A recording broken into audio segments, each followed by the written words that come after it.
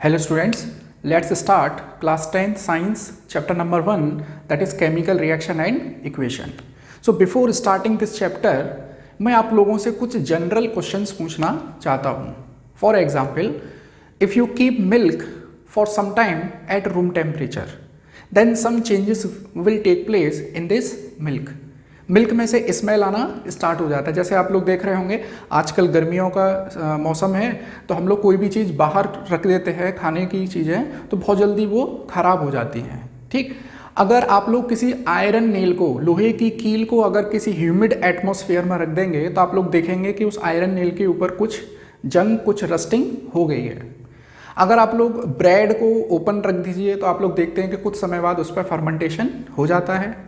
अगर आप लोग खाना खाते हैं तो after some time this food get digested and in respiration the food you digested gets converted into carbon dioxide and water vapours. Then you can observe some changes are taking place in these changes, in these examples. तो देखिए, सबसे पहले मैंने आपको जो बताया कि milk खराब हो रहा है, दूसरा आयरन नेल के ऊपर जंग लग रही है, तीसरा कि अगर हम लोग ब्रेड को बाहर रख रहे हैं तो उसमें फर्मेंटेशन हो रहा है, और चौथा अगर हम लोग फूड लेते हैं, फूड खाते हैं तो उसका डाइजेशन हो रहा है. तो हम लोग यहाँ पर देख रहे हैं कि something is changing into something.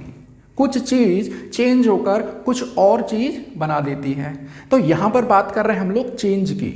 तो ये जो चेंज है, चेंज में simply in simple words we can say this change means modification. Something get modified into another form. ठीक, तो यहाँ पर देखिए ये जो चेंजेस हैं, this changes can be classified into two types. आपने लोअर क्लासेस में पढ़ा होगा, लाइक क्लास 8th में आप लोगों ने पढ़ा होगा chemical change and physical change. तो फिजिकल चेंज आप लोगों ने वहाँ पढ़ा है. क्या है physical change? What is physical change? Physical change simply involves the change in state of something. For example, you have water, 1 cup of water, and you start boiling it, you start heating it, then you will find some vapors are formed over this container. जिस cup में, जिस container में water है, आप लोग देखेंगे उसके ऊपर वेपर बनना स्टार्ट हो गया है. That means liquid form gets converted into vapour form.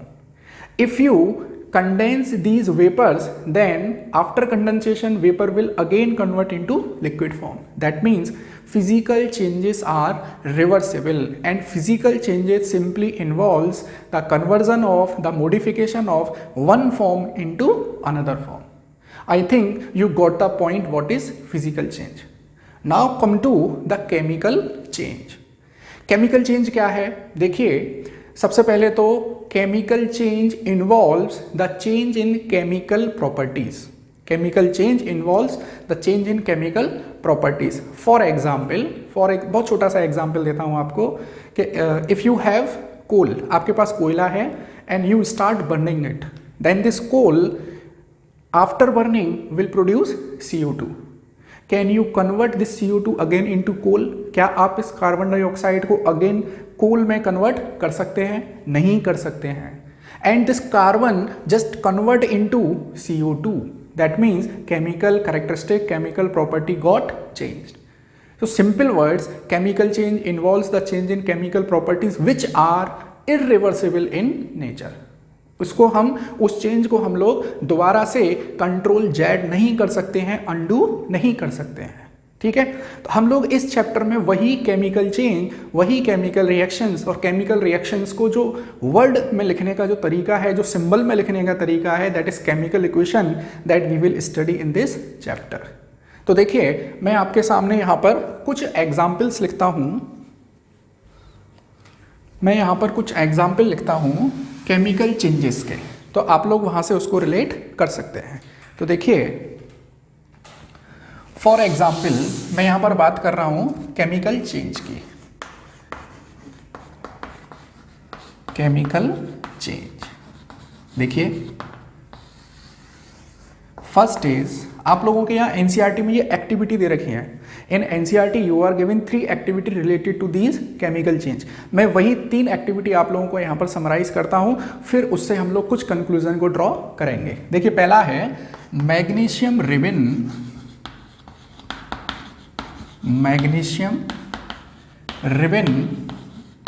Burned in air, magnesium ribbon को एयर में जलाया जाता है, ठीक। Second is if you have lead nitrate and this lead nitrate reacts with potassium iodide, ठीक है। And the third is the zinc granules means small particles. Zinc granules react with dilute H2SO4, dilute sulfuric acid.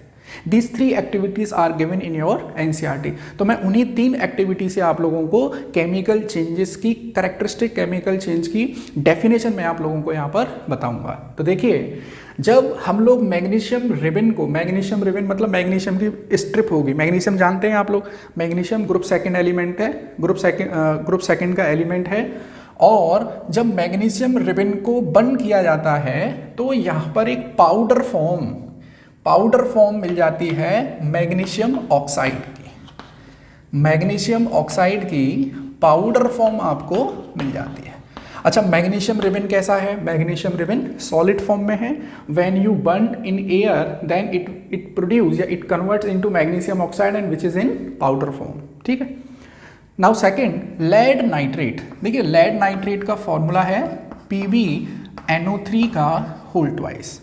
हम लोग आगे चल के देखेंगे कि how can we form this type of formula.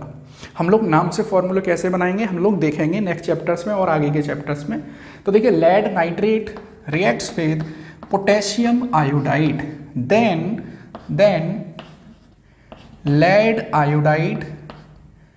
lead iodide and potassium nitrate are formed। और यहाँ पर ये जो lead iodide है इसका है येलो कलर, और हम कह सकते हैं ये येलो PPT है। देखिए स्टूडेंट्स, PPT का मतलब होता है समथिंग विच गेट डिपॉजिटेड। हम लोग कोई चीज़ आपस में मिक्स करें और जो सॉल्युबल नहीं होगी वो नीचे जाकर बैठ जाती है, that means which get precipitated. Next है कि जिंक ग्रेन्यूल्स, तो Zn सॉलिड फॉर्म में है, डाइल्यूट H2SO4 के साथ रिएक्शन करके ये बनाता है ZnSO4 plus and hydrogen gas get escape. Gas के लिए मैंने ये एरो यहाँ पर बनाया है, अभी हम लोग देखेंगे कि एरो बनाते हैं कुछ और भी लिख सकते हैं। देखिए, तो दीज 3 एक्टिविटीज़ या फ्रॉम दीज 3 एक्टिविटीज़ हम लोग क्या क्या पॉइंट को ड्रॉ कर सकते हैं। पहला देखिए, यहाँ पर मैग्नीशियम रिबन किस फॉर्म में था? सॉलिड में। किस में कन्वर्ट हो गया? पाउडर फॉर्म में। चेंज इन स्टेट हो रहा है, ठीक है। फिर देखें कि lead nitrate reacts with potassium iodide, then lead iodide form which is of yellow colour. यहाँ पर लेड नाइट्रेट कलरलेस, यहाँ पर yellow PPT, that mean change in colour. यहाँ zinc reacts with H2SO4 and hydrogen gas escape out, that means evolution of gas. एक और हम लोग example यहाँ पे देख सकते हैं, आप लोगों ने देखा होगा कि अगर हम लोग पानी में अगर हम लोग इसमें क्विक लाइम डाल दें, हम लोग चूना पत्थर अगर इसमें डाल दें, तो वहाँ पर देखेंगे आप लोग कि पानी जो है वो बॉयल होना स्टार्ट हो जाता है, that means change in temperature. तो ओवरऑल मैं क्या यहाँ पे कंक्लूड कर सकता हूँ कि chemical change involves change in state, change in color,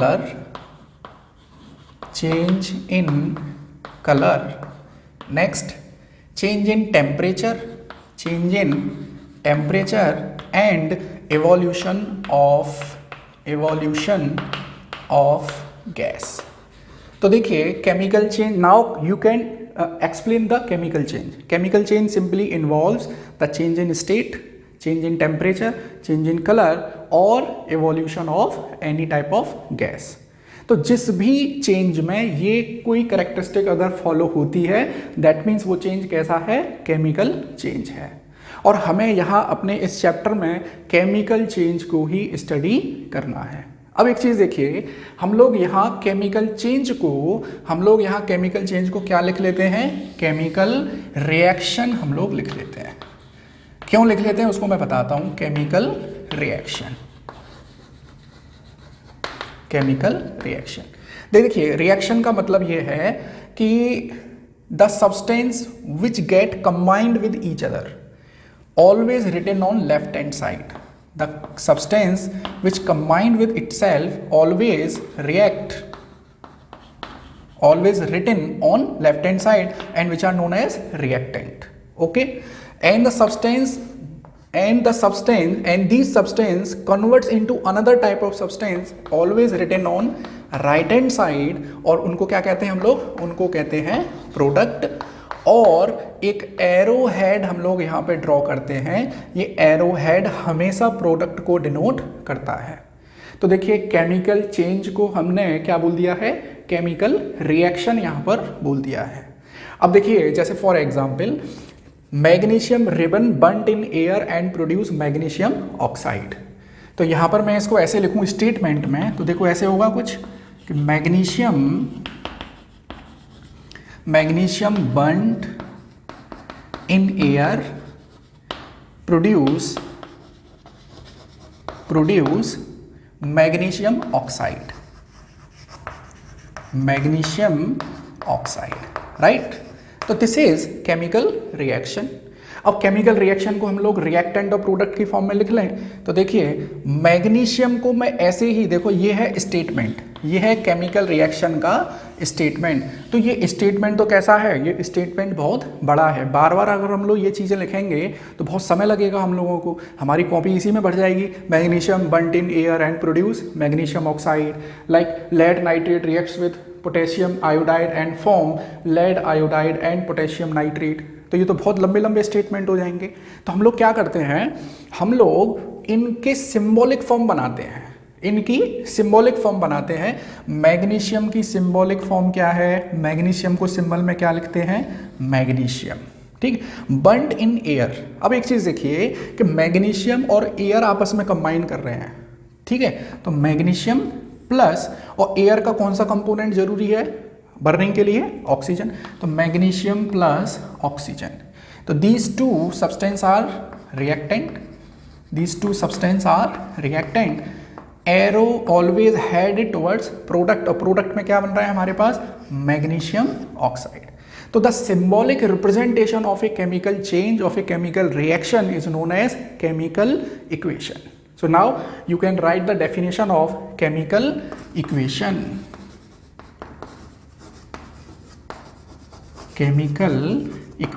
So it may be defined as the symbolic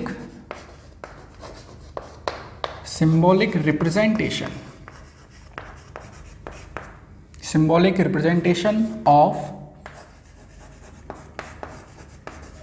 reactants and product, simply reactants and products, ठीक है। तो ये थी केमिकल इक्वेशन। केमिकल इक्वेशन की ज़रूरत हमको क्यों पड़ी, क्योंकि जो केमिकल रिएक्शंस के जो स्टेटमेंट थे वो बहुत बड़े लेंदी हो रहे थे, तो उसको शॉर्ट फॉर्म में हम लोगों को लिखना होगा।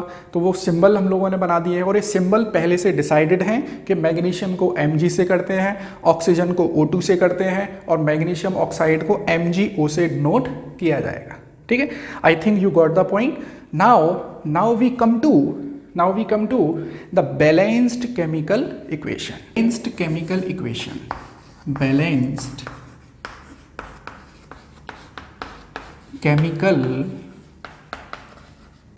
equation। देखिए, केमिकल इक्वेशन आप लोग अभी समझ चुके हैं। What is chemical equation? The symbolic form of a chemical change of a chemical reaction is known as chemical equation. Now a term is added that is balanced. तो what is this balanced? देखिए, मैं एक example देता हूं आपको। मैंने अभी एक इक्वेशन लिखी, magnesium burnt in air then it produce magnesium oxide, ठीक है। हम लोगों ने सिंबॉलिक फॉर्म लिखी है यहाँ पर। तो देखिए, how many magnesium atom are present on left hand side. हमेशा याद रखना, लेफ्ट हैंड साइड पे क्या है, रिएक्टेंट, राइट हैंड साइड पर क्या है, product. How many magnesium atom are present on left hand side, और we can say on reactant side, that means 1। यहाँ पर कितने हैं मैग्नीशियम 1, दैट मीन्स मैग्नीशियम तो सेम है, जितने मैग्नीशियम लेफ्ट हैंड साइड में है उतने ही मैग्नीशियम राइट हैंड साइड में है। How many oxygen atom 2, but here how many oxygen atom only 1। Now the question arise, ये एक ऑक्सीजन एटम कम कैसे हो गया। और हम लोग जानते हैं कि लॉ ऑफ कंजर्वेशन ऑफ मास क्या कहता है, द मास ऑफ या the mass neither be created nor be destroyed, or we can say atom neither be created nor be destroyed. How many oxygen atom? 2. How many oxygen atom? 1. So now the question is where this one oxygen atom gone, ये एक oxygen atom कहाँ चला गया।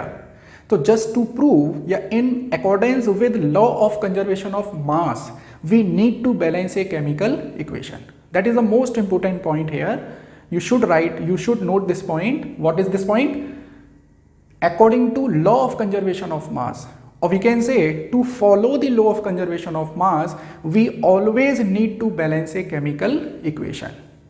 अच्छा एक point और देखें, जरूरी नहीं है कि हर इक्वेशन को बैलेंस हम कर रहे ही, कुछ रिएक्शन ऑलरेडी बैलेंस भी होती हैं।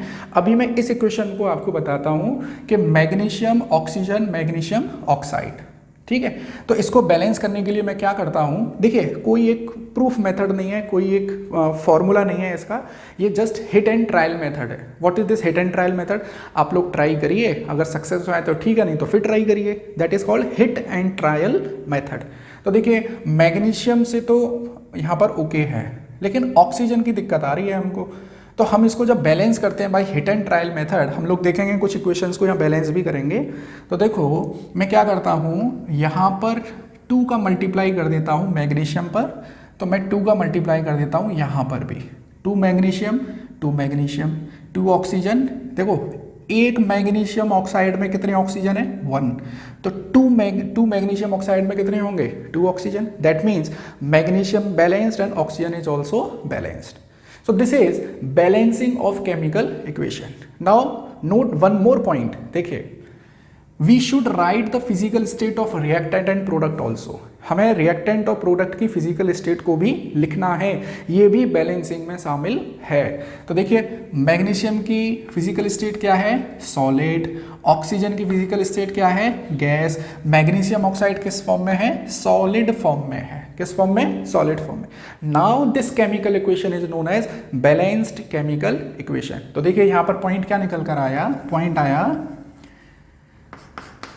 Total number of atoms on left hand side should be equal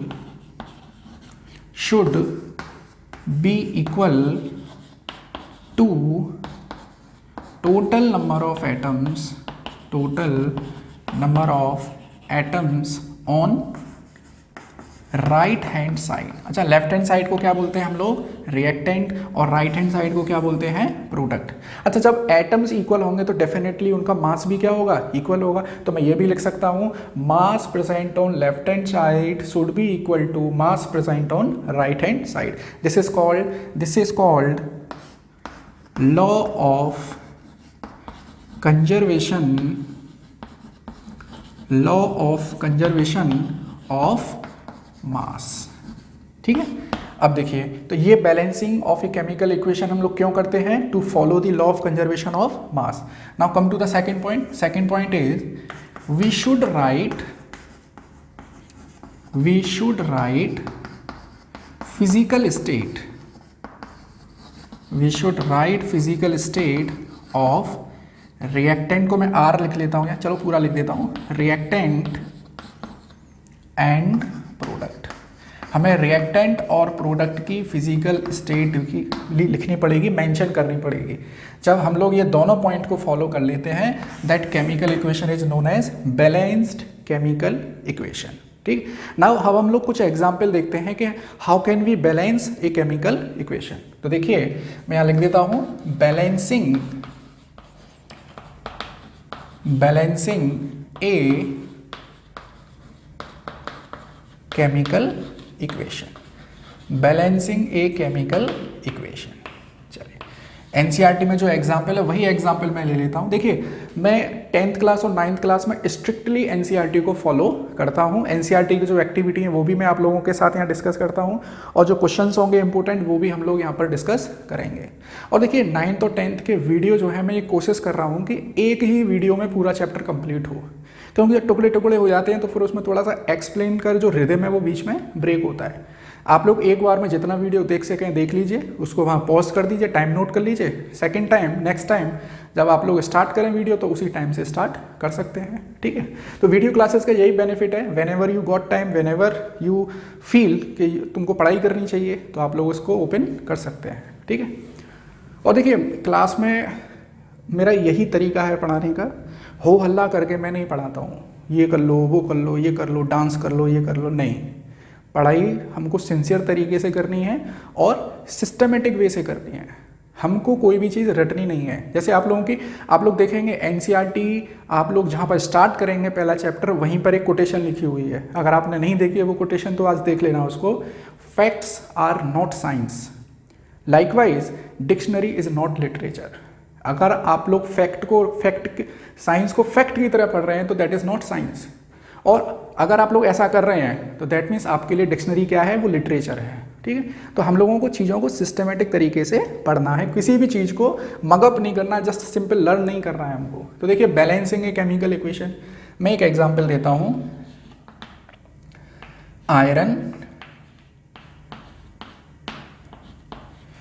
iron की रिएक्शन कराते हैं हम लोग वाटर वेपर के साथ। अब देखिए यहाँ पे बहुत इंटरेस्टिंग पॉइंट आ रहा है, वाटर वेपर। तो वाटर की फिजिकल स्टेट क्या आनी चाहिए, वाटर की फिजिकल स्टेट आनी चाहिए G। तो मैं इसको बोलूँगा क्या, वाटर गैस? नहीं, इसको हमेशा याद रखना, वाटर की गैस फॉर्म को वाटर गैस नहीं बोलते हैं, हम लोग क्या बोलते हैं, वाटर वेपर बोलते हैं। हमेशा इस पॉइंट को याद रखना। या मैं क्या बोल सकता हूँ, इसको स्टीम बोलता हूँ, स्टीम, ठीक है। जब ये रिएक्शन होती है तो देखिए प्रोडक्ट बनता है Fe3O4 प्लस हाइड्रोजन। अच्छा मैंने यहाँ पे स्टीम ही क्यों ली, मैंने वाटर कोल्ड वाटर क्यों नहीं लिया? आप लोग जानते हैं आयरन थोड़ा सा लेस रिएक्टिव मेटल है, सोडियम तो बहुत ज़्यादा रिएक्टिव है, उस पर तो पानी डाल दीजिए उसमें एक्सप्लोजन हो जाएगा। आयरन लेस रिएक्टिव मेटल है, एलिमेंट है, तो उसके साथ हाईली रिएक्टिव हमने फॉर्म लिया है। वाटर की हाईली रिएक्टिव फॉर्म क्या है, हाईएस्ट रिएक्टिव फॉर्म क्या है, स्टीम। तो मैंने स्टीम लिया। अगर मैं यहाँ पे कोल्ड वाटर ले लूँगा तो आयरन उसके साथ रिएक्शन नहीं करेगा, ठीक है। तो देखिए iron reacts with steam then it produce ferric oxide. अच्छा मैं ये नाम इसीलिए लिख देता हूँ ताकि धीरे धीरे आप लोगों की एक डिक्शनरी क्रिएट होगी, आप लोगों की केमिकल वर्ड की डिक्शनरी क्रिएट होगी। जैसे आप लोग इंग्लिश पढ़ना स्टार्ट करते हैं तो हर चीज़ की इंग्लिश स्पेलिंग लिखते हैं, टेबल, फैन, चेयर, बचपन में याद करते हैं। तो यहाँ पर भी मैं बहुत सारे केमिकल कंपाउंड्स के जो नेम हैं वो मैं आप लोगों को लिखवाता रहूँगा, ताकि क्योंकि वही बार बार रिपीट होंगे तो आप लोग उनको एक जगह लिखते जाइए या नोट्स में अच्छे से बनाइए, तो उसको बार बार पढ़ेंगे तो वो याद हो जाएंगे। दिस इज फेरिक ऑक्साइड, और ये हाइड्रोजन है। हाइड्रोजन किस फॉर्म में रहेगी, हमेशा गैस फॉर्म में, और ये क्या है, सॉलिड फॉर्म। मैंने पहले फिजिकल स्टेट इनकी बता दी है आपको, नहीं तो बैलेंसिंग के बाद भी आप लोग फिजिकल स्टेट लिख सकते हैं। अब देखिए एनसीईआरटी में जो मेथड दिया गया है मैं उस मेथड से नहीं बता रहा हूँ, उसमें टेबल बना के इस तरह से दिया है, छोड़िए उसको। तो देखिए आयरन, अब यहाँ पे काउंटिंग करो जरा, 1 आयरन, यहाँ पर 3 आयरन, यहाँ पर 2 हाइड्रोजन, 2 हाइड्रोजन, यहाँ पे ओनली 1 ऑक्सीजन, और यहाँ पर 4 ऑक्सीजन, ये चीज़ है। तो देखिए सबसे पहले हम लोग ये देख लेते हैं कि कौन सा एटम सबसे ज़्यादा प्रेजेंट है, कौन सा एटम सबसे ज़्यादा प्रेजेंट है। तो देखो यहाँ पर सबसे ज़्यादा कौन प्रेजेंट है, ऑक्सीजन। तो हम लोग क्या करते हैं, यहाँ पे 4 ऑक्सीजन है, यहाँ पर 1 ऑक्सीजन है, तो यहाँ पर सिंपल 4 का मल्टीप्लाई मैं कर देता हूँ। कितने का मल्टीप्लाई, 4 का, जो एटम सबसे ज़्यादा। देखो ये कोई एक फॉर्मूला नहीं है जो हर जगह एप्लीकेबल होगा, कई जगह ऐसा भी होगा कि आप लोगों को दूसरा कोई हिट मेथड करना पड़ेगा। तो हिट एंड ट्रायल मेथड है, अगर लग जाए तो ठीक है, नहीं तो दूसरा मेथड ट्राई करिए, दूसरी तरीके से ट्राई करिए। तो देखिए ऑक्सीजन 4, तो मैंने यहाँ पे 4 का मल्टीप्लाई कर दिया, तो 4 ऑक्सीजन एटम हो गए। चलिए फिर आ जाइए, यहाँ पर आयरन कितने हैं, 3, यहाँ पर आयरन कितने हैं, 1, तो यहाँ पे क्या कर दूँ मैं, 3 का मल्टीप्लाई कर दूँ, ठीक है। अब देखिए हाउ मेनी हाइड्रोजन, 8 हाइड्रोजन, 8, यहाँ पर कितने हैं, 2, तो डेफिनेटली मैं कितने का मल्टीप्लाई करूँगा, 4 का मल्टीप्लाई करूँगा। Now this reaction chemical equation is balanced, 3 iron, 4 oxygen 4 oxygen, 8 hydrogen 8 hydrogen, this reaction is balanced. ऐसे ही दूसरा देख लीजिए, कुछ रिएक्शन पहले से भी बैलेंस हो सकती हैं, जैसे कोल, आपने क्या किया, कोयले को जलाया, कोयले की फिजिकल स्टेट क्या है, सॉलिड, आपने इसको एयर में बर्न किया, then it will produce CO2। Now see this chemical equation, how many carbon, 1 carbon, how many oxygen 2, how many carbon 1, how many oxygen, this reaction is already balanced. ठीक है, तो जो equation balanced नहीं है हमें उसको balance करना है। मैंने एक तरीका आप लोगों को यहाँ बता दिया है, एनसीईआरटी में और भी एग्जाम्पल दिए गए हैं, जैसे मान लीजिए और H2O, ये लिक्विड फॉर्म, ये गैस फॉर्म। यहाँ पे लेते हैं हम लोग सनलाइट, सनलाइट को हम लोग HNu से दिखा सकते हैं, या मैं लिख देता हूँ सनलाइट। ठीक है, और क्लोरोफिल, जो हरी पत्तियां हैं उसमें एक पिगमेंट पाया जाता है, दैट इज क्लोरोफिल, और ये बनाता है यहाँ पर ग्लूकोज, दैट इज C6H12O6, साथ में ऑक्सीजन और साथ में वाटर लिक्विड फॉर्म में कर देता है। ठीक है, तो यहाँ देखिए सबसे पहले हम लोग देखें कि 6 कार्बन एटम 12 हाइड्रोजन, तो यहाँ पर कर दिया मैंने, अच्छा ये H2O है तो हमने यहाँ कर दिया 12, 6O2 and 6H2O। Now this reaction is balanced. देखिए कुछ रिएक्शंस में आप लोगों को हिट एंड ट्रायल मेथड को बहुत ज़्यादा बार लगाना पड़ेगा। जैसे ये एक इक्वेशन है, तो यहाँ पे 6 कार्बन एटम, ये 6 कार्बन एटम, टोटल 24 हाइड्रोजन हैं, तो देखो 12 ये रही और 12 ये रही, तो 24, फिर देखो 6 2 12, 18 और 6 24, और यहाँ पर 24, तो इस तरह से। और साथ में हमने क्या लिखा हुआ है, रिएक्शंस कंडीशंस को लिखा है, सनलाइट होनी चाहिए और क्लोरोफिल की प्रेजेंस में ये रिएक्शन कंप्लीट होती है। तो these are the some example of balancing a chemical equation. तो हम लोग बैलेंसिंग ऑफ केमिकल इक्वेशन यहाँ पढ़ चुके हैं, और एनसीईआरटी में कुछ और क्वेश्चंस भी हैं जो आप लोग बैलेंस कर सकते हैं। हिट एंड ट्रायल मेथड करेंगे और वो रिएक्शन बैलेंस होंगी, नहीं होंगी तो हम लोग देखेंगे, कोई एक्सरसाइज की एक क्लास हम लोग रख लेंगे। ठीक, अब हम लोग आते हैं types of chemical reactions. Chemical reactions actually में बहुत सारे एलिमेंट, हमारे यहाँ टोटल 118 एलिमेंट हैं, ये 118 एलिमेंट अलग अलग कंडीशन में एक दूसरे से रिएक्शंस करते हैं। तो इन रिएक्शंस के हमने कन्वीनियंट स्टडी के लिए हमने इनके टाइप्स बना दिए हैं। So now let us check what are the types of chemical reactions. Types of chemical reaction, तो हम लोग एक एक करके सारे टाइप्स पढ़ते हैं। The first type is combination reaction. First type is combination reaction. As the name suggests, combination means simple addition of 2 or more than 2 type of substances, then they produce one product. That means कई सारे reactants आपस में combine करेंगे और एक product हमको मिलता है। जैसे मैं इसको अगर सिंपल वे में, बहुत सिंपल वे में समझाऊं तो मान लीजिए मेरे पास 2 रिएक्टेंट हैं A and B, they react together and single product is formed. That mean this is simple combination reaction. तो देखिए डेफिनेशन बहुत आसान बन गई। इन ए रिएक्शन व्हेन 2 और more reactants react together and form only one product, that type of reaction is known as combination reaction. Now see the examples. हम लोग examples देखते हैं। जैसे सबसे पहले मैंने एक एग्जाम्पल कराया था आपको, magnesium ribbon is burned in air, then it produce magnesium oxide. ठीक है, तो ये किसका एग्जाम्पल देखो, magnesium oxygen, then it produce only one product that is magnesium oxide. Okay, अच्छा यहाँ पर एक क्वेश्चन है एनसीईआरटी में बनता है कि हमको मैग्नीशियम रिबन को बर्न करने से पहले उसको साफ कर लेना चाहिए, उसको जो है साफ कर लेना चाहिए सैंड पेपर से। क्यों? क्योंकि मैग्नीशियम एक रिएक्टिव मेटल है, ये कहीं भी रखा होगा तो वहाँ पे ऑलरेडी ऑक्सीजन के साथ इसने कुछ ना कुछ रिएक्शन की होगी और वहाँ पे मैग्नीशियम ऑक्साइड की पहले से ही इसके ऊपर एक परत जम गई होगी। तो हम लोग पहले उसको सैंड पेपर से साफ कर लेंगे, तब इसको बर्न करेंगे तो ईजिली बर्न हो जाएगा। ठीक है, दूसरा एग्जाम्पल ये फर्स्ट था। सेकेंड एग्जाम्पल देखिए कि फॉर एग्जाम्पल मेरे पास है कैल्शियम ऑक्साइड, और कैल्शियम ऑक्साइड का एक कॉमन नेम है that is known as quick lime.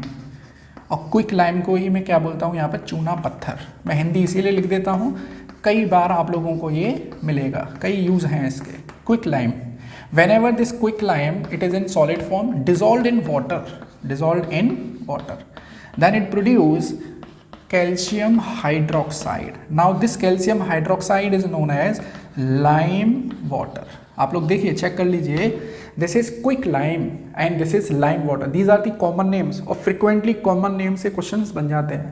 Write the formula of quick lime, write the formula of lime water। तो देखिए, और मैं और सिंपल कर देता हूँ, ये क्विक लाइम वही है जिसको पानी में हम लोग डालते हैं, इसमें हीट इवॉल्व होती है और फिर हम लोग इसको वाइट वॉश में इस्तेमाल करते हैं, पुताई में। जैसे पुराने समय में घरों में जब रंग रोगन, अब आजकल तो डिस्टेम्पर और पेंट चलते हैं, कुछ समय पहले घरों में पुताई की जाती थी, तो ये क्या करते थे, चूना पत्थर लेके आया जाता था, उसको एक बड़े से मटके में पानी रखते थे, उसमें डाल देते थे।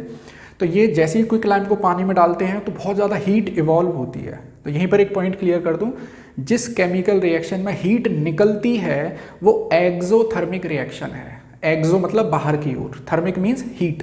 तो ऐसी रिएक्शन जिसमें हीट बाहर निकलती है एक्सोथर्मिक रिएक्शन, और ऐसी रिएक्शन जिसमें हीट दी जाती है, we have to supply the heat, that mean that is endothermic reaction. Endo means अंदर, एक्सो मीन्स बाहर। तो अभी देखिए, तो ये जो क्विक लाइम है इसको हम लोग बिना भुजा हुआ चूना भी कहते हैं और इसको भुजा हुआ चूना कहते हैं। इंग्लिश में इसी को बोलते हैं स्लेक्ड लाइम। क्या बोलते हैं? स्लेक्ड लाइम, भुजा हुआ चूना। और इसको बोलते हैं अनस्लेक्ड लाइम, अनस्लेक्ड लाइम। ठीक है, तो whenever this quick lime is dissolved in water then it produce calcium hydroxide which is known as lime water and slaked lime। और ये कहाँ यूज़ की जाती है ये वाली रिएक्शन? वाइट वॉश में, पुताई में। हम लोग इसको वाइट वॉश में इस्तेमाल करते हैं। ठीक, और इस रिएक्शन में हीट निकलती है, इसीलिए इसको क्या बोल देते हैं? एक्सोथर्मिक रिएक्शन बोल देते हैं। एक और इम्पोर्टेंट पॉइंट आपके एनसीईआरटी में दिया गया है, वो क्या है कि हम लोगों ने घर में वाइट वॉश कर ली है, लेकिन 2-3 दिन बाद उसमें जो है वो चमक आती है। अब 2-3 दिन बाद क्यों आती है चमक? जैसे हमने क्विक लाइम को पानी में डाला, जो पानी पेस्ट बन गया उसको हमने ऐसे ब्रश से जो है दीवारों पर कर दिया, लेकिन 2 से 3 दिन बाद उसमें वो वाइटनेस आती है। वो क्यों आती है उसको समझिए कि यहाँ पर हमने दीवारों पर किया क्या है? लाइम वाटर किया है, और इस लाइम वाटर से रिएक्शन करती है एटमॉस्फेयर की कार्बन डाइऑक्साइड और बन जाता है वहाँ पर कैल्शियम कार्बोनेट, जो किसका फॉर्मूला है? जो मार्बल का फॉर्मूला है। और जिस चौक से मैं आप लोगों को पढ़ा रहा हूँ उस चौक का भी फॉर्मूला यही है, कैल्शियम कार्बोनेट। तो 2 से 3 दिन बाद वो CO2 उसके साथ रिएक्शन करती है, तब वहाँ पर साइनिंग आती है। तो मैं यहाँ लिख देता हूँ, साइनिंग ऑफ वाइट वॉश किससे आती है? Shining of white wash due to formation of this calcium carbonate. I think you got this point. चलिए, अब हम लोग और एग्जाम्पल देख लेते हैं इसमें। और एग्जाम्पल में देखिए, for example I have coal, C+O2 then it will produce CO2।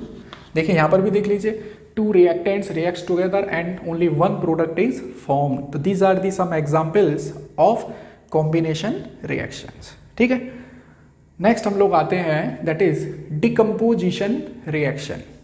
Reaction है that is decomposition reaction, decomposition reaction. देखिए, as the name suggest, decomposition means टूटना।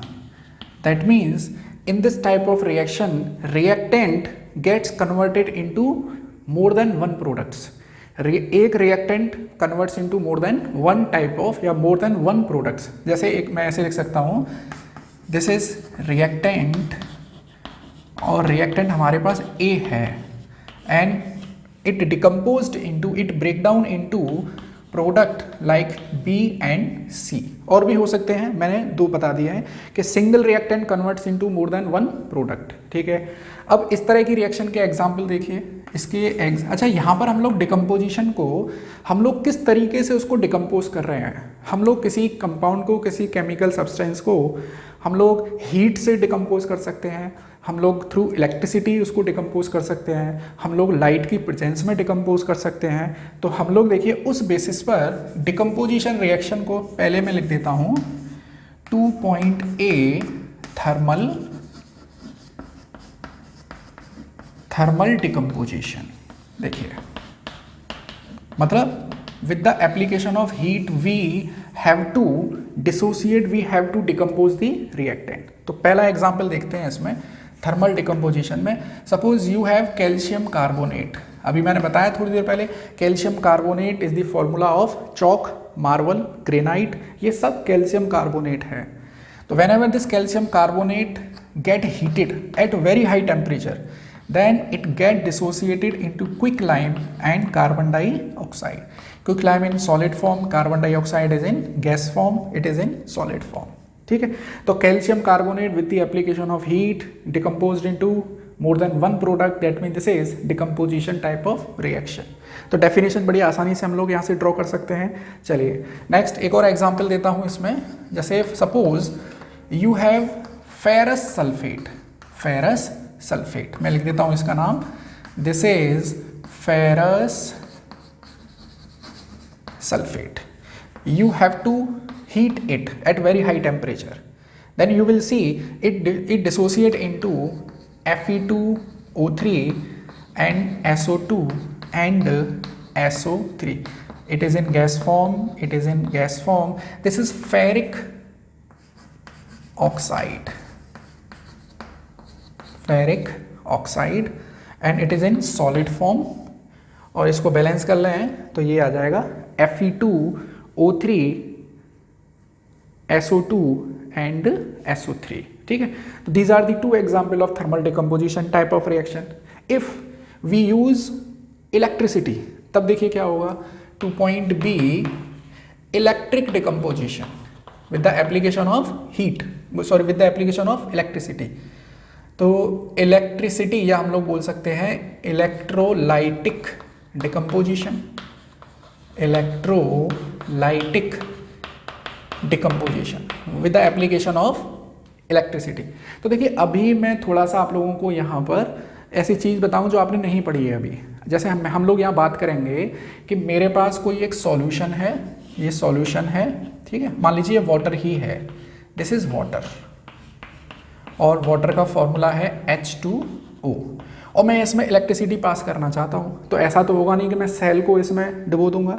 हम क्या करेंगे, सेल को रखेंगे बाहर, उसकी पॉजिटिव टर्मिनल से कनेक्ट करेंगे एक रॉड और उसको डिप कर देंगे इस वाटर में। ठीक है, ऐसे ही नेगेटिव टर्मिनल से एक वायर निकालेंगे और एक रॉड को कनेक्ट कर देंगे और उसको डिप कर देंगे वाटर में। अब यहाँ पर एक चीज़ आप लोगों को अभी के लिए याद रखनी है कि जो सेल का पॉजिटिव एंड है वो है एनोड, वो क्या है, एनोड, और जो नेगेटिव इसका टर्मिनल है उसको बोलते हैं हमेशा कैथोड। तो ये चीज़ अभी आप लोग इसको एज सच याद रखेंगे, हम लोग हायर क्लासेस में इसको डिस्कस करते हैं। तो सेल का पॉजिटिव एंड एनोड है, नेगेटिव एंड कैथोड है। ठीक है, और यहाँ से इस तरह से करंट फ्लो करेगा इस रॉड में, रॉड से वाटर में, वाटर से फिर यहाँ एक कंप्लीट सर्किट बन जाएगा। ठीक है, तो यहाँ पर क्या होता है देखिए, ये जो वाटर है, this water it get dissociated into H+ and OH-। It dissociate into ions. ये किसमें डिसोसिएट, देखो there is the difference between dissociation and decomposition. मैं क्लियर कर रहा हूँ आपको। Dissociation means into ions, decomposition means into constituent particles. देखो अगर H2O का डिसोसिएशन है तो H+ OH-, अगर H2O का डिकम्पोजिशन है तो हाइड्रोजन गैस और ऑक्सीजन गैस। तो यहाँ पर मेरे को तो डिकम्पोजिशन पढ़ना है, तो होगा क्या, देखो ये जो पॉजिटिवली चार्ज्ड आयन है it will go towards cathode, जो नेगेटिवली चार्ज्ड आयन है it will go towards anode, और यहाँ पर H positive will convert into hydrogen gas and OH negative will convert into oxygen gas. Now see the change, this H2 decomposed into H2 and O2, hydrogen gas and oxygen gas. So this is electrolytic decomposition. Next come to 2.C, that is photolytic decomposition, in the presence of light, photolytic decomposition, किसी substance को light की presence में decompose कर देना। तो देखिए एक compound है मेरे पास सिल्वर ब्रोमाइड, सिल्वर ब्रोमाइड, ठीक है। This silver bromide in the presence of light, अच्छा लाइट को हम लोग ऐसे लिखते हैं H new, it get dissociated into Ag plus Br2, तो जस्ट बैलेंस इट, इसको बैलेंस कर दिया मैंने, ये सॉलिड फॉर्म, ये सॉलिड फॉर्म, और ये ब्रोमीन, ब्रोमीन की कैसी फॉर्म होती है, liquid, bromine is the non metal which found in liquid form. चलिए तो यहाँ पे this reaction is used in photography. आप लोगों ने अगर कभी नेगेटिव वाली फोटोग्राफी देखी हो जिसमें नेगेटिव निकलते थे, पहले जो आज से 10 साल पहले जो फोटोग्राफी थी, आजकल तो डिजिटल फोटोग्राफी है, पहले वो नेगेटिव एक रील आती थी, उसको लगाते थे फिर फोटो खींचते थे तो नेगेटिव निकलते थे, उसमें सिल्वर ब्रोमाइड का यूज़ किया जाता था। तो ये सारे क्वेश्चन आप लोगों की एनसीईआरटी में हैं, अगर आप लोग ठीक से नोट्स बना लेंगे तो एनसीईआरटी के सारे क्वेश्चंस मेरे नोट्स में ही आपको मिल जाएंगे, ठीक है। तो ये हमने 2 रिएक्शंस पढ़ लिए हैं। Now come to the third type of reaction, displacement reaction. Third type की रिएक्शन है डिस्प्लेसमेंट रिएक्शन। देखिए एज द नेम सजेस्ट, देखिए आप लोगों के यहाँ बड़े सिंपल सी चीज़ें हैं, कॉम्बिनेशन कंबाइन हो गई, decomposition breakdown, displacement just replacing of something. जैसे आप लोग कभी मार्केट से अपने लिए शर्ट लेकर आते हो, अगर वो ठीक से फिट नहीं बैठती है तो आप लोग उसको रिप्लेस कर देते हैं, ठीक है। इसी के लिए एक और वर्ड है सब्सटीट्यूट कर देते हैं, एक की बदली कोई दूसरी चीज़ को ले लेना। तो डिस्प्लेसमेंट का देखो मेन कॉन्सेप्ट क्या है कि जो मोर रिएक्टिव एटम है it will displace the less reactive atom, जो ज़्यादा रिएक्टिव है वो लेस रिएक्टिव को डिस्प्लेस कर देगा। भाई यही असूल है डेली लाइफ में भी। जैसे मान के चलिए इंडियन क्रिकेट टीम में 11 प्लेयर हैं और अगर कोई प्लेयर इंजर्ड हो जाता है तो एक हेल्दी प्लेयर इंजर्ड प्लेयर को डिस्प्लेस कर देता है। तो मैं यहाँ पे सिंपल लिख सकता हूँ मोर रिएक्टिव एटम, या मैं यहाँ पे लिख दूँ simple element, displace the less reactive atom oblique element, ठीक है। अब इसके हम लोग एग्जाम्पल देखते हैं, बड़े एक्टिविटी फॉर्म में आप लोगों को यहाँ पर ये एग्जाम्पल दे रखे हैं। जैसे मान लीजिए कि आपके पास एक टेस्ट ट्यूब है और आपने उस टेस्ट ट्यूब में लिया है कॉपर सल्फेट। अच्छा एक चीज़ बता दूं आपको, कॉपर सल्फेट का होता है ब्लू कलर, कैसा कलर, ब्लू कलर, और इसको कॉमनली इसको ब्लू विट्रियोल बोलते हैं, नीला थोथा, हिंदी में नाम है इसका नीला थोथा, और इसको बोलते हैं ब्लू विट्रियोल, ठीक है। और अगर हम इसमें एक आयरन की नेल को डुबो दें, आयरन की कील को इसमें ऐसे डिप कर दें, इसमें इस तरह से मान लीजिए ये एक आयरन की नेल है, इसको डिप कर दिया, तो यहाँ पर क्या चेंज होगा। अच्छा ये जो मैंने यहाँ पे जो चेंज लिखा है, अगर इसको केमिकल इक्वेशन की फॉर्म में लिखूँ, तो देखिए Fe in solid form, copper sulphate in aqueous form, because copper sulphate का सॉल्यूशन लिया है हमने। इसका मतलब क्या है कि कॉपर सल्फेट के क्रिस्टल्स को हमने वाटर में डिसॉल्व किया है, ठीक है, तो वो बन गया सॉल्यूशन, और वाटर के जो सॉल्यूशन बनते हैं उसको एक्वस फॉर्म कहते हैं, ठीक है। अब देखिए इसका कैसा कलर था, ब्लू कलर था, ब्लू कलर सॉल्यूशन था। जैसे ही मैंने उसमें आयरन नेल को, आयरन की कील को उसमें डिप किया, तो अभी के लिए आप लोग समझ लीजिए कि iron is more reactive than copper, तो this iron will displace the copper from this solution. तो क्या बन जाएगा, ये बन जाएगा FeSO4 और कॉपर का हो जाएगा डिपोजिशन, मतलब ये नीचे का एरो। तो हमारे पास अब सॉल्यूशन किसका बन गया, फेरस सल्फेट का, और इसका कलर कैसा है, ये ग्रीन कलर का है। Now you can observe the change in colour, blue colour and this is green colour. NCERT में एक्टिविटी है कि अगर कॉपर सल्फेट सॉल्यूशन में if you put a iron nail then what will happen to the colour, तो blue colour change into green colour. अच्छा अगर आप लोग इसका उल्टा कर दें, उल्टा कैसे कर दें, मतलब अगर आप लोग, ये आपके पास है एक बीकर और आपने इसमें लिया आयरन सल्फेट FeSO4, और आपने इसमें कॉपर की किसी कील को आपने इसमें डिप कर दिया। तो इसका मतलब क्या हुआ, copper react with FeSO4 in aqueous form. तो देखिए कॉपर क्या है, लेस रिएक्टिव। अभी हमको ये कैसे पता चलेगा कि कॉपर लेस रिएक्टिव है कि आयरन मोर रिएक्टिव है? तो अभी आप लोग एक चैप्टर पढ़ेंगे यहीं पर, मेटल एंड नॉन मेटल। आपकी NCERT में चैप्टर है मेटल एंड नॉन मेटल, वहाँ पर एक सीरीज आती है इलेक्ट्रोकेमिकल सीरीज। तो वहाँ पे मैं आप लोगों को क्लियर कर दूंगा कि which metal is more reactive, which metal is less reactive. अभी के लिए याद रखिए आयरन ज़्यादा रिएक्टिव है, जैसे आपने देखा होगा आयरन में जंग बहुत जल्दी लगती है इन कंपेरिजन टू कॉपर। तो आयरन ज़्यादा रिएक्टिव है, इसीलिए तो उसमें रस्टिंग हो रही है। चलिए तो यहाँ पर हम लोग देखेंगे कि कॉपर लेस रिएक्टिव है, कॉपर डू नॉट या can not displace this, that mean this reaction will not take place, ये रिएक्शन नहीं होगी। तो these are the example of displacement reaction. ठीक है, I think you got this point. Now come to the fourth type of reaction, that double displacement reaction. Double displacement reaction, देखिए यहाँ भी displacement होगा, इस तरह की रिएक्शन में भी डिस्प्लेसमेंट होता है। हम लोगों ने अभी पढ़ी है डिस्प्लेसमेंट रिएक्शन। यहाँ पर मोर रिएक्टिव एलिमेंट या atom displace the less reactive atom और element, but in double displacement type of reaction the displacement between the ions takes place. Reactant के आयंस एक दूसरे को डिस्प्लेस करते हैं। जैसे एक एग्जांपल देता हूँ, मेरे पास है फॉर एग्जांपल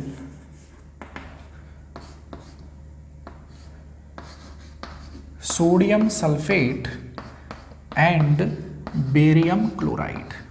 मैं नाम भी लिख देता हूं ताकि आप लोग लिखते जाएंगे। Sodium sulphate, this is barium chloride. ठीक, बेरियम क्लोराइड, ये एक्वस फॉर्म में है, इनके सॉल्यूशन की यहाँ पर रिएक्शन कराई गई है। तो अब एक चीज़ देखिए, यहाँ पर क्या होगा कि this sodium is more reactive then this barium. अच्छा, सोडियम किस फॉर्म में प्रेजेंट है, कैटाइन की फॉर्म में, barium cation, sulphate A9 and chloride A9. किसी भी कंपाउंड के फॉर्मेशन में आगे जो हमेशा लिखा रहेगा वो हमेशा कैटाइन होगा और जो पीछे लिखा रहेगा वो हमेशा एनाइन होगा किसी भी कंपाउंड में।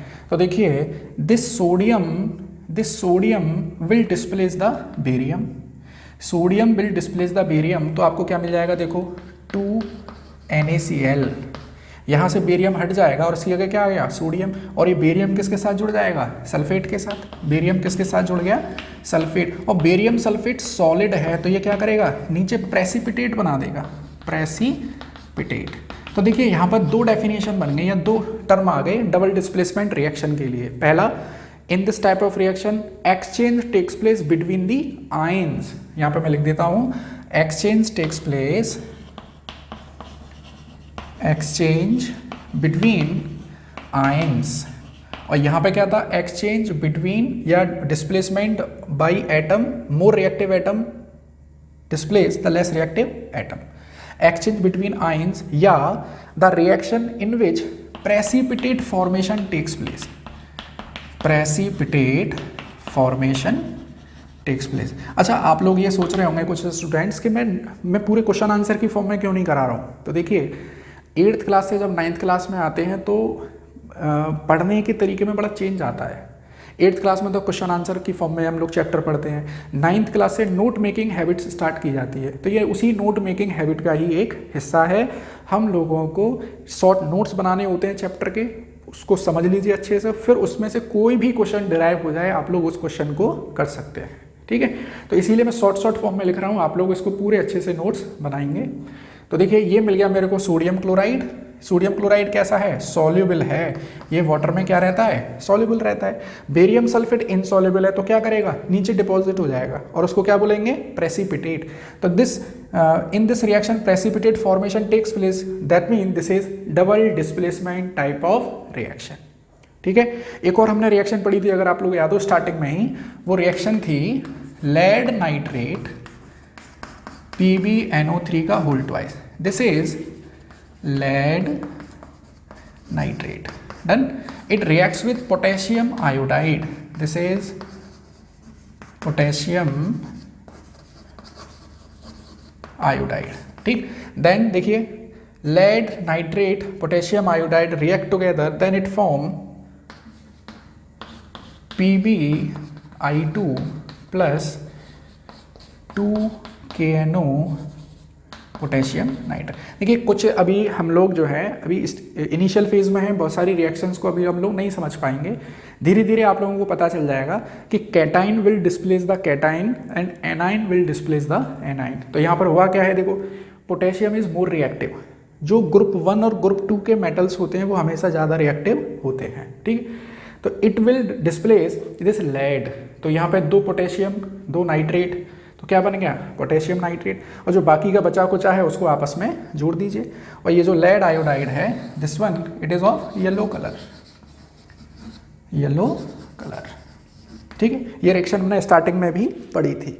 तो ये थी double displacement type of reaction है, oxidation and reduction, oxidation and reduction. और देखिए इसको मिलाकर ऑक्सीडेशन और देखिए रिडक्शन का रेड और ऑक्सीडेशन का ऑक्स, इसको मिलाकर हम लोग इसको कंबाइंडली बोल सकते हैं रेडॉक्स रिएक्शन। तो देखिए क्या है रेडॉक्स रिएक्शन, इसको पहले थोड़ा सा समझ लेते हैं। मैं यहाँ लिखता हूँ ऑक्सीडेशन, ऑक्सीडेशन, और यहाँ लिखते हैं रिडक्शन, यहाँ पर रिडक्शन। तो अब आप लोग देखिए ऑक्सीडेशन का सीधा सा मतलब है किसी भी सब्सटेंस में ऑक्सीजन को जोड़ देना, एडिशन ऑफ ऑक्सीजन। और रिडक्शन का मतलब है हाइड्रोजन को जोड़ देना, एडिशन ऑफ हाइड्रोजन। इसका रिवर्स भी हो सकता है। देखो ऑक्सीजन का जुड़ना है ऑक्सीडेशन। ऑक्सीजन कैसा है, इलेक्ट्रोनेगेटिव एटम है। आई थिंक अभी आप लोग नहीं समझ पाएंगे व्हाट इज इलेक्ट्रोनेगेटिव, तो अभी के लिए बस इतना याद रखिए कि ऑक्सीजन का जुड़ना ऑक्सीडेशन, ऑक्सीजन का जुड़ना ऑक्सीडेशन, हाइड्रोजन का जुड़ना रिडक्शन। यहीं पर मैं लिख सकता हूं removal, removal of hydrogen, removal of hydrogen is known as oxidation and removal of oxygen is a reduction. ये चीज़ अगर आपको याद हो गई तो ये रिडक्शन रेडॉक्स रिएक्शन आपको समझ में आ जाएगी। ऑक्सीजन का जुड़ना ऑक्सीडेशन, हाइड्रोजन का जुड़ना रिडक्शन। जस्ट का उल्टा कर दीजिए, हाइड्रोजन का निकलना ऑक्सीडेशन, ऑक्सीजन का निकलना रिडक्शन। चलिए मैं एग्जाम्पल देता हूँ यहाँ पर। फॉर एग्जाम्पल आपके पास है CuO प्लस H2 और ये आपस में रिएक्शन करके बना देता है Cu प्लस H2O। ये है copper oxide, hydrogen, copper and this is water. तो अब आप लोग देखिए CuO किस में चेंज हुआ है, Cu में, कॉपर में, और H2 किस में चेंज हुआ है, H2O में। तो देखिए CuO से Cu बना है, इसका मतलब रिमूवल ऑफ ऑक्सीजन। और रिमूवल ऑफ ऑक्सीजन क्या है, removal of oxygen is reduction, this is reduction, removal of oxygen, ठीक। और यहां पर क्या हुआ है, एडिशन ऑफ ऑक्सीजन। तो मैं यहां पे क्या लिख सकता हूं कि CuO का, इसका तो हुआ है रिडक्शन और इसका हुआ है ऑक्सीडेशन। और एक चीज हमेशा याद रख लेना, अगर एक रिएक्टेंट का रिडक्शन हुआ है तो दूसरे का ऑक्सीडेशन होगा, ठीक है। ये एक साथ चलते हैं, रिडक्शन और ऑक्सीडेशन हमेशा साइमल्टेनियसली चलते हैं। और एग्जांपल देखिए आप लोगों की NCERT में ये क्वेश्चन दे रखा है। क्वेश्चन क्या है देखो क्वेश्चन है PbO 2PbO plus C then it form 2Pb plus CO। ये कार्बन है, कार्बन, ठीक है। और हमसे पूछा गया है कि किसका रिडक्शन, किसका ऑक्सीडेशन, और भी कुछ क्वेश्चन इसमें पूछे गए हैं, तो वो भी मैं यहाँ पे आपको क्लियर करता हूँ। अब समझिए, देखो CuO convert into Cu, that means removal of oxygen, और जिसमें ऑक्सीजन का रिमूवल है उसका क्या हुआ है, वो उसका रिडक्शन हुआ है। और दूसरे वाले का क्या हुआ है, ऑक्सीडेशन। हमेशा याद रखना ये दोनों साथ साथ चलते हैं। जिसका रिडक्शन हुआ है, जिसका रिडक्शन हुआ है उसने ऑक्सीजन को निकाला है, जैसे CuO ने ऑक्सीजन को लूज किया, उस ऑक्सीजन को किसने गेन किया? हाइड्रोजन ने। तो हाइड्रोजन का क्या हुआ है वहां पर? हाइड्रोजन का ऑक्सीडेशन हुआ है, और वो ऑक्सीडेशन किसने कराया है? CuO ने कराया है। इसका मतलब CuO क्या बन गया? ऑक्सीडाइजिंग एजेंट बन गया। तो एक चीज याद रखना हमेशा, जिनका रिडक्शन होता है वो कैसे होते हैं? वो ऑक्सीडाइजिंग एजेंट होते हैं। ऑक्सीडाइजिंग एजेंट, जिसको मैं ऑक्सीडेंट बोल सकता हूं। अब यहां पर आ जाइए, जिसका ऑक्सीडेशन होगा वो क्या होते हैं? वो रिड्यूसिंग एजेंट होते हैं, और रिड्यूसिंग एजेंट को हम लोग क्या बोल सकते हैं? रिडक्टेंट बोल सकते हैं। रिडक्टेंट। अब मैं एक बार और समझा देता हूं आपको। देखो, CuO ने ऑक्सीजन को दिया, वो ऑक्सीजन किसने गेन किया? H2 ने। H2 का ऑक्सीजन के साथ जुड़ने से क्या हो गया? ऑक्सीडेशन। तो ये कराया किसने? ये CuO ने कराया। तो CuO क्या है? ये ऑक्सीडाइजिंग एजेंट है, ये ऑक्सीडेशन कराता है। और जो ऑक्सीडेशन कराएगा उसका खुद का क्या होगा? रिडक्शन होगा। तो आप लोग शॉर्ट ट्रिक भी याद रख सकते हैं, जिसका रिडक्शन हुआ है वो ऑक्सीडाइजिंग एजेंट है, और जिसका ऑक्सीडेशन हुआ है वो रिड्यूसिंग एजेंट है। ठीक है, तो अब यहाँ पर इस क्वेश्चन पर आ जाते हैं हम लोग। ये क्वेश्चन देखिए, PbO चेंज इनटू Pb। तो रिमूवल ऑफ ऑक्सीजन, और रिमूवल ऑफ ऑक्सीजन को क्या बोलते हैं? रिमूवल ऑफ ऑक्सीजन को बोलते हैं रिडक्शन। और कार्बन का क्या हुआ है? कार्बन से ऑक्सीजन जुड़ गई है, तो इसका हुआ है ऑक्सीडेशन। तो आपको एक चीज़ तो ये पता चल गई, किसका रिडक्शन, किसका ऑक्सीडेशन। अच्छा, जिसका रिडक्शन हुआ है वो क्या है? वो ऑक्सीडेंट है, वो दूसरे का ऑक्सीडेशन कराता है। और जिसका ऑक्सीडेशन हुआ है वो क्या है? वो रिडक्टेंट है। तो NCERT में क्वेश्चन है, आप लोग एक्सरसाइज का ही क्वेश्चन है ये, आई थिंक पहला क्वेश्चन है NCERT एक्सरसाइज का, आप लोग यहाँ से कर सकते हैं। तो this is the oxidation and reduction. और भी कुछ एग्जाम्पल बन सकते हैं, आप लोग आसानी से उन क्वेश्चंस को कर सकते हैं। ठीक है, अब हम लोग आते हैं, एक टॉपिक है that is corrosion and rancidity. Now the last topic of this chapter is effect of oxidation, effect of oxidation in daily life. कि हम लोग डेली लाइफ में ऑक्सीडेशन कहाँ देखते हैं? ठीक है, वो चीज़ है। तो देखिए, डेली लाइफ में ऑक्सीडेशन का सबसे अच्छा एग्जाम्पल है that is corrosion, that is corrosion. अब ये कोरोजन क्या है समझिए, कि आपने देखा होगा कि हम लोग गर्मियों में कूलर लेकर आते हैं। कूलर की बॉडी हम लोग जानते हैं लोहे की चद्दर की आती है, टिन की। हम लोग देखते हैं उसमें पानी डालते हैं, और हम लोग ये भी देखते हैं कि एक साल ठीक ठाक सा चल गया, नेक्स्ट ईयर उसमें जंग लग जाती है, उसमें रस्टिंग हो जाती है। तो ऐसा क्यों हुआ? क्योंकि हम लोग जानते हैं हमारे आसपास का जो वाटर है वो सॉल्टी है, मतलब उसमें आयंस प्रेजेंट हैं। एयर में ऑक्सीजन प्रेजेंट है, मतलब ऑक्सीजन जुड़ेगी आयरन के साथ में in the presence of iron. तो आयरन का क्या हो जाएगा? ऑक्सीडेशन हो जाएगा। इसका मतलब क्या हुआ कि मेटल का डिग्रेडेशन हुआ है। तो corrosion simply means degradation of metal, degradation of metal in presence of ions and oxygen। तो डिग्रेडेशन देखिए, आयरन का डिग्रेडेशन होता है, तो आयरन के कोरोजन को क्या बोलते हैं? आयरन के कोरोजन को स्पेशली बोला जाता है रस्टिंग।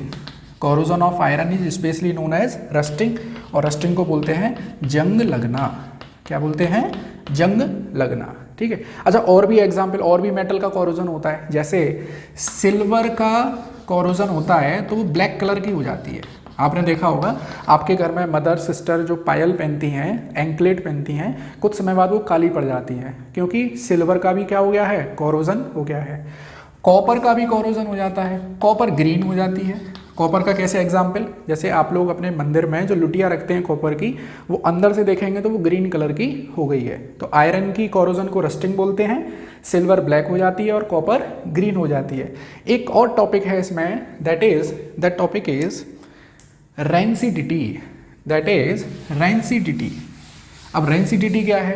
कि ऑक्सीडेशन ऑफ फूड, उसको रेंसिडिटी बोलते हैं, रेंसिडिटी। जैसे एक बहुत अच्छा सा एग्जाम्पल देता हूँ, आप लोग जैसे हम लोग स्कूल जाते हैं डेली और लंच बॉक्स लेकर जाते हैं और उस लंच बॉक्स को घर पर आकर हम लोग निकाल देते हैं और मम्मी उसको साफ़ कर देती है। लेकिन इनकेस कभी हम लोग गलती से उसको बैग में ही भूल गए, 1 दिन 2 दिन 3 दिन, या स्कूल में भूला है उस लंच बॉक्स को, तो जब आप लोग 4 दिन बाद उस लंच बॉक्स को खोलते हो तो उसमें क्या पाते हो, उसमें रुई जैसी कोई चीज़ बन गई है और उसमें से बड़ी गंदी स्मेल आती है। That is called rancidity. ठीक, या आप लोग मान लीजिए कि चिप्स का पैकेट है आपके पास और चिप्स का पैकेट आपने खोल दिया है और ओपन एयर में वो रखा हुआ है, तो आप लोग देखेंगे उसमें से भी एक स्मेल आने लगती है, गंदी सी स्मेल आने लगती है। That is called the rancidity. क्यों? क्योंकि जो फूड है उसमें वेजिटेबल ऑयल हैं और ये वेजिटेबल ऑयल ऑक्सीजन की प्रेजेंस में ऑक्सीडाइज हो जाते हैं और ऑक्सीडाइज होने के बाद क्या बनाते हैं, रेंसिडिटी कॉज करते हैं। तो मैं यहाँ लिख देता हूँ, फैट या ऑयल का ऑक्सीडेशन होने पर क्या होती है, रेंसिडिटी होती है। और जो फूड आइटम्स, जो पैकेट फूड होते हैं, रैपर थिंग्स होती हैं, आपने देखा होगा चिप्स के पैकेट में थोड़ी हवा सी भरी रहती है और वो चिप्स की पैकेट फूली रहती है, तो उसमें रेंसिडिटी से बचने के लिए उसमें नाइट्रोजन गैस को भर दिया जाता है। क्योंकि आप लोग जानते हैं कि नाइट्रोजन गैस एक नॉर्मल टेम्परेचर पर एक इनर्ट गैस की तरह काम करती है। तो हम लोग चिप्स के पैकेट जो फूले रहते हैं वो क्यों रहते हैं, क्योंकि उसमें नाइट्रोजन गैस भर दी जाती है और नाइट्रोजन गैस एक इनर्ट गैस है जो कि ऑक्सीडेशन नहीं होने देगी। ठीक है, तो एक क्वेश्चन मैं आप लोगों से यहाँ पर अराइज करता हूँ कि अगर आप उस चिप्स के पैकेट को लेकर अपने, जैसे कहीं घूमने जा रहे हैं हिल स्टेशन पर, अपनी कार के आगे बोनट पर रख लीजिए, तो आप लोग देखेंगे कि वो चिप्स का पैकेट जो है, जैसे जैसे आप लोग हाइट पे जा रहे हो वो चिप्स का पैकेट फूलता जा रहा है और एक ऐसा भी पॉइंट आएगा कि वो चिप्स का पैकेट फूट जाएगा। तो मैं यहाँ से आपसे क्वेश्चन पूछता हूँ कि इसका कारण क्या है कि चिप्स का पैकेट हाई हिल स्टेशन पर जाने पर वो चिप्स का पैकेट फूल क्यों जाता है। ठीक है, तो आप लोग अच्छे से पढ़िए, नोट्स बनाइए। बहुत मेहनत से मैं आप लोगों को ये क्लासेस करवा रहा हूँ यहाँ पर, और आप लोग भी अच्छे से पढ़िए। देखिए, क्लास में शोर शराबा करना मेरी आदत नहीं है कि ये कर लो बच्चों, ये चीज़ मैं नहीं कर पाता हूँ। तो आप लोग ठीक से सिंसियर तरीके से पढ़िए और नोट्स बनाइए, और वीडियो अगर अच्छा लग रहा हो then you can like and share. Thank you.